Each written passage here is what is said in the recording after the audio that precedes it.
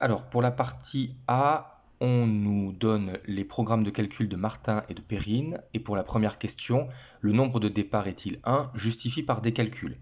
Donc, le résultat obtenu par Martin s'obtient en prenant le nombre de départ et en le multipliant par 8. 8 fois 1, 8. Et en prenant le résultat obtenu et en ajoutant 7. 8 plus 7, 15. Le résultat obtenu par Martin, c'est 15. Résultat obtenu par Perrine. Eh bien ici, Perrine multiplie le nombre de départs par 6. 6 fois 1, 6. Et le résultat obtenu, elle lui ajoute 13. Elle trouve 19. On trouve 15 pour Martin, 19 pour Perrine. Donc le résultat, le nombre de départs n'est pas 1. Question 2. Le nombre de départs est-il 2? On va faire la même chose, on va utiliser le programme de calcul pour Martin, cette fois avec le nombre de départ 2, que l'on multiplie à 8. 8 fois 2, 16.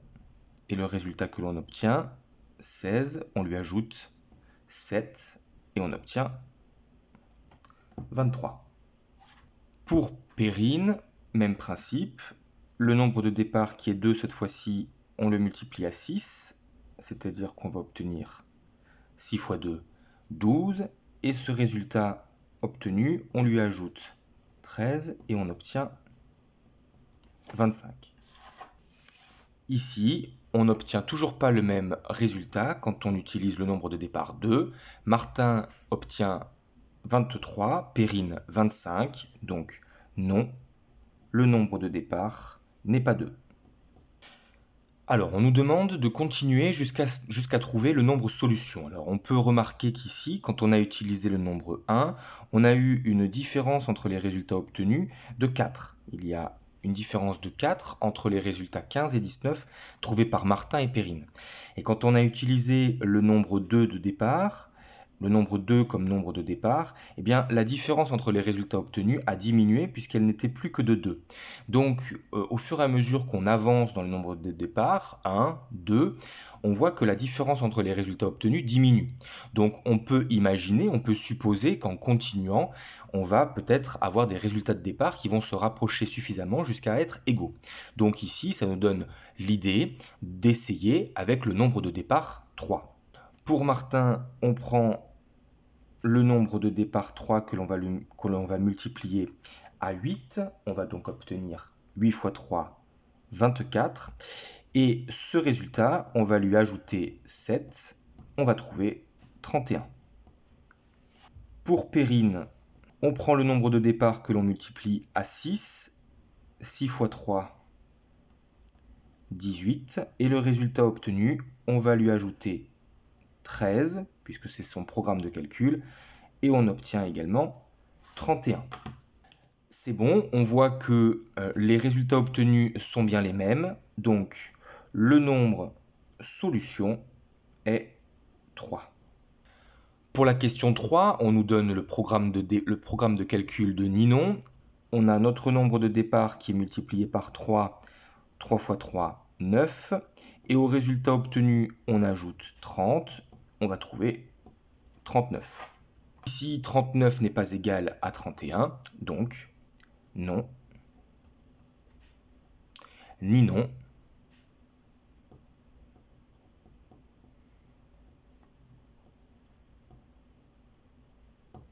Ne trouve pas le même résultat.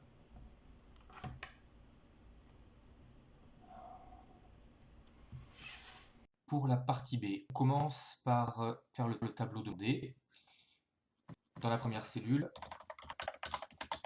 le nombre de départ, Martin, Perrine, Ninon. On agrandit la première colonne et on va de 0 à 10. On sélectionne l'ensemble des cellules. On centre les données et on va rajouter les contours de chaque cellule. Dans la cellule 2, faut rentrer la formule pour calculer le résultat de Martin, égale B1, qui est la cellule qui correspond au nombre de départ 0, multiplié par 8 plus 7. On clique sur la cellule et on fait glisser en cliquant sur le petit carré à droite et en bas de la cellule, on fait glisser sur toute la ligne pour obtenir tous les résultats de Martin. Perrine, pour sa formule, ça va être égal, on clique sur B1, le nombre de départ, fois 6 plus 13, puisque c'est ça la formule pour Perrine. On fait glisser la formule sur toute la ligne de Perrine. Et pour Ninon, égal B1 multiplié par 3 plus 30. Et de même, on copie la formule dans toutes les cellules. On obtient le tableau avec les différents résultats. Pour la question 2, on nous demande de vérifier les résultats de la partie A à l'aide du tableur. Et on voit bien ici, au niveau du nombre de départ 3, que Martin et Perrine trouvent bien le même résultat. On retrouve la même chose qu'en partie A, ce qu'on avait trouvé par le calcul. Donc, question 2, on voit dans le tableur, dans les cellules E2 et E3, que les résultats obtenus par Martin et Perrine sont les mêmes lorsque le nombre de départ est 3. Pour la question 3, on remarque que pour le nombre de départ 4, le résultat de Martin est inférieur à celui de Ninon. Et pour le nombre de départ 5, le résultat de Martin est devenu supérieur à celui de Ninon.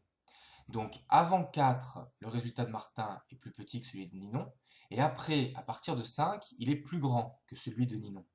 Donc on peut imaginer que c'est entre 4 et 5 que les résultats seront égaux. Donc ici, question numéro 3. Pour le nombre de départ 4, le résultat de Martin est inférieur à celui de Ninon. Pour le nombre de départ 5, le résultat de Martin est supérieur à celui de Ninon. On peut donc supposer que le nombre de départs recherché se trouve entre 4 et 5.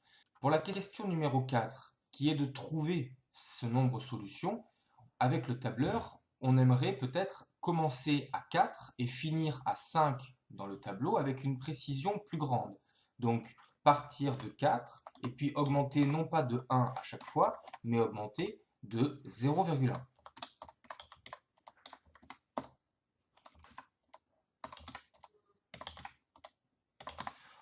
On dit quand on fait ça qu'au lieu d'avoir un pas PAS de 1, on a un pas de 0,1. Et lorsque l'on regarde avec un pas de 0,1, on remarque que pour le nombre de départ 4,6, les résultats de Martin et de Ninon sont égaux. Pour la question 4, avec un pas de 0,1, on observe au tableur que le nombre de solutions pour lequel le résultat de Martin est le même que celui de Ninon est 4,6. Question numéro 5, on a besoin de revenir au nombre de départs qui sont entre 0 et 10 pour rechercher un encadrement du nombre de solutions que l'on recherche.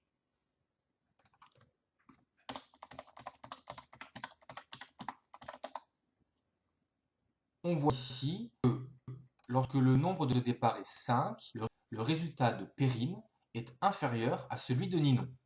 Et lorsque le nombre de départ est 6, le résultat de Perrine est supérieur à celui de Ninon.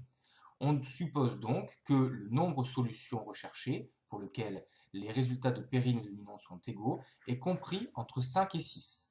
On modifie donc notre ligne nombre de départ pour partir de 5 et aller jusqu'à 6 avec un pas de 0,1.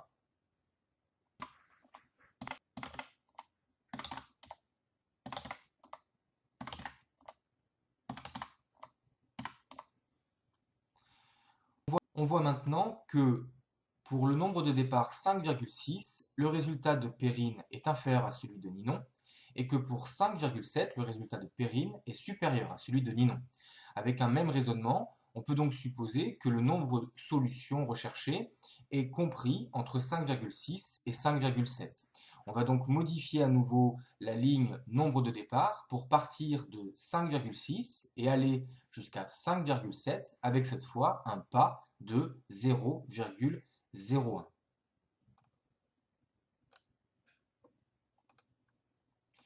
On voit maintenant que pour le nombre de départ 5,66, le résultat de Perrine est inférieur à celui de Ninon, et que pour 5,67, le nombre de Perrine est supérieur à celui de Ninon. Toujours le même raisonnement, on peut supposer que le nombre solution recherché est compris entre 5,66 et 5,67. Comme on nous demande un résultat au millième, il nous faut 3 chiffres après la virgule. On va donc à nouveau modifier la première ligne du tableau nombre de départ en partant de 5,66 pour aller jusqu'à 5,67 avec un pas de 0,001. On a maintenant un pas de 0,001, c'est-à-dire 1 millième. Et on remarque que pour le nombre de départ 5,666, le nombre trouvé par Perrine est inférieur à celui trouvé par Ninon, et que pour 5,667, le nombre trouvé par Perrine est plus grand que celui trouvé par Ninon. Donc, par un même raisonnement, on peut supposer que le résultat est compris entre 5,666 et 5,667. En fait, on se rend compte ici que à chaque fois qu'on augmente la précision, on se rapproche du résultat, mais on ne l'atteint jamais. On va être seulement capable de trouver une approximation de notre résultat sous la forme d'un encadrement avec une précision de 1 millième. Avec une précision au millième, on peut supposer que le nombre de départs recherché est compris entre 5,666 et 5,667. On obtient un encadrement. En fait, cette façon de rechercher une solution est assez célèbre en mathématiques et très souvent utilisée au lycée et dans les études supérieures. On appelle ça une méthode de recherche de solutions par dichotomie. Vous n'avez pas besoin de connaître ce mot par cœur, mais c'est pas mal de savoir que ça existe pour l'instant, puisque vous le retrouverez plus tard. Pour la question 6, c'est à vous de choisir un programme de calcul et de rechercher la solution. À vous de jouer.